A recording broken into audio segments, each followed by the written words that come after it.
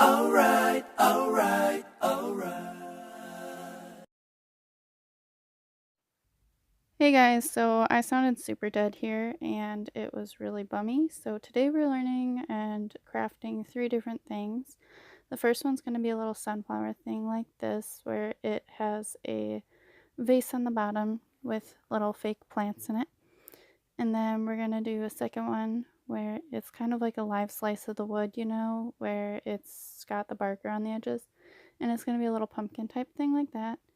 And then the last one is going to be a little thing like this. Yeah. It says blessed on it. It's for like Thanksgiving and stuff because yeah, why not? You know, skip over Halloween and Christmas. You know, stores do that too. So yeah. So like I said, the things you'll need for this one is a piece of wood that you can paint or stain, some fake sunflowers that I just cut the stems off because they were extra long. And you could choose between some white nails or these finishing nails. You could probably get different ones.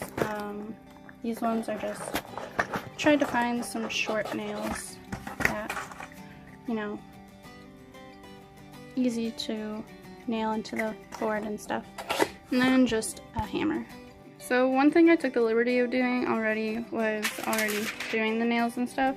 But so one thing that you could do before that though is you trace out your design on the paper and you take like a pen or like a sharpened pencil or something and you make the little indentation mark of like your outline and stuff. So that way you know where to put your nails. So what we're doing is it's just going to be a little jar. This is the middle of the top of the jar with like little grooves for the lid, and then this is just a little reflection thingy. So yeah. So one thing I'd like to mention about the cords though, and what kind of string or whatever you want to use to wrap your stuff with, is that if you're using like embroidery string like this, where it comes like this, and it looks sort of like this on the end, this isn't going to be as easy to use when you're trying to wrap it around the nails and stuff. Something that's better to use is something like this. I forgot what it was exactly called, but it comes in a thick roll like that, and it looks like this, and it is, here we go, it's just more like a braided something. I'm not really sure, but if you find that, this is what's best to use. Alright, so what I did is I just tied a little double knot around this corner nail, and you're going to want to usually start around a corner or something like that so that you have a good finishing and starting place. So I'm just going to take this and I'm just going to start wrapping it around each nail and going around the outside.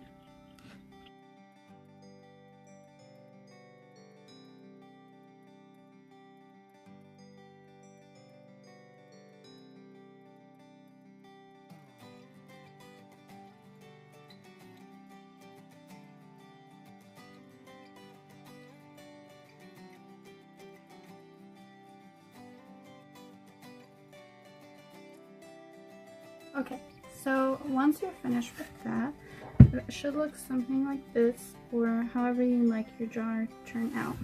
One thing I'd also like to tell you and point out is the way you wrap your cord around the nails. If you choose to wrap it over or under the nail, it'll create a little gap like this here, which I'll end up fixing later, which is super simple. You just kind of flip it back to the other side of the nail.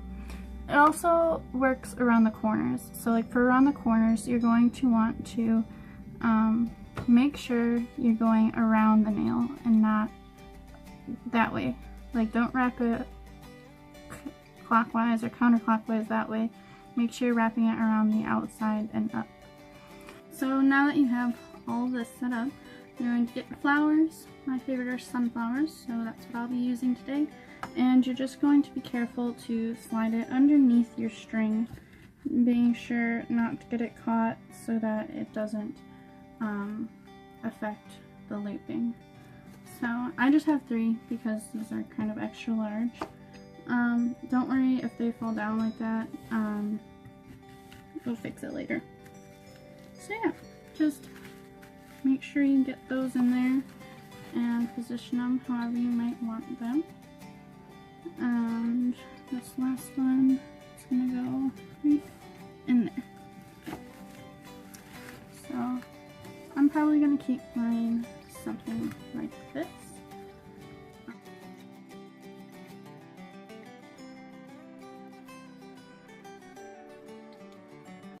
So for this next one, we have our little piece of wood here that you can just get from like Michael's or Hobby Lobby or your local craft store. You're going to need a paintbrush, a little paint palette or something to put your paint in, a few little fake leaf things, and a little curly cue for like the stem and stuff.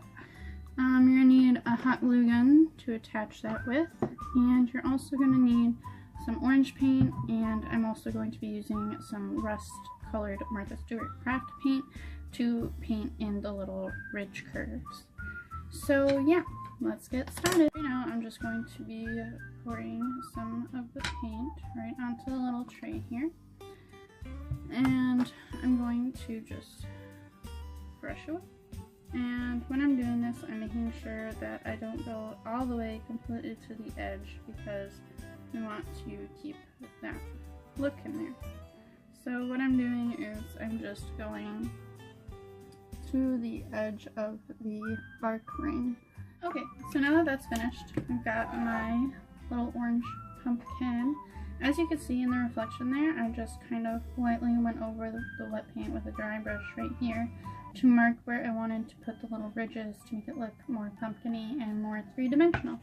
So now I'm just going to take my wrist paint and I'm just going to get a little bit of it. It's going to reflect it a little in the light for myself here. And I'm just going to go ahead and draw that in.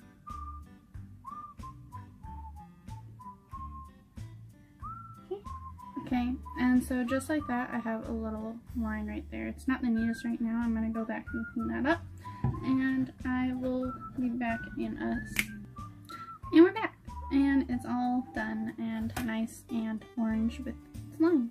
Now we're just going to take our hot glue gun and we're just going to attach our leaves and stems, and you're going to just put it in the orders that you like.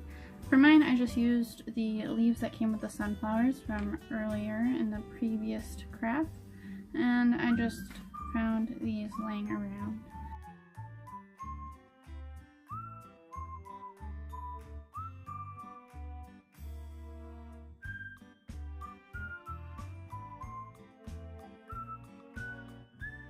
Okay, and there you have it, a little cute pumpkin out of the live slice of wood. Super simple, super easy, very easy to do. I ended up just gluing it straight on top so that you're able to hang a little hanger clip on the back here, or glue some twine if you wanted to hang it from your door.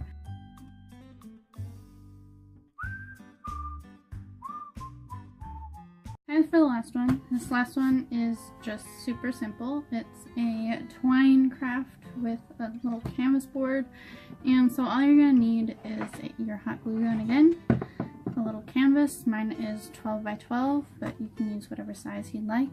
Depending on the size you do use, you're going to want to determine the size of twine you're going to need. Mine is just kind of thin, but it's not terribly thin. On my canvas here, I just have it says blessed, if you can see that in there. I did that before I painted the canvas.